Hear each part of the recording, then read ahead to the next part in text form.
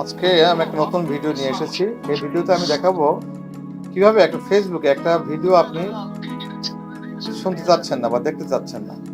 দেখেন, ওখানে তো ইচ্ছা মতোই এটা প্লে হচ্ছে, অটো প্লে হচ্ছে। আমরা ইচ্ছা করলে এই অটো প্লেটা বন্ধ করে রাখতে পারি। অনেক সময় দেখা যায় আমরা বাইরে আছি, হয়তো একটা ভিডিও এটা আমি দেখতে চাচ্ছি না, তারপরেও ভিডিওটা অটোমেটিক ওপেন হয়ে যাচ্ছে। আজকে আমি দেখাবো কিভাবে এই অটো প্লেটা বন্ধ করতে হয়। তো এটা করতে হলে আমরা প্রথমে আমাদের ফেসবুকের এই ডান পাশের অংশটা ক্লিক করব। ক্লিক করার পরে আমরা এখানে আমার সেটিংয়ে যাব। আমরা এখানে সেটিংয়ে যাচ্ছি। আমরা সেটিংয়ে যাব। সেটিংয়ে আমরা ক্লিক করলাম। সেটিং ক্লিক করার পরে আমরা নিচের দিকে আসব, মিডিয়াতে যাব।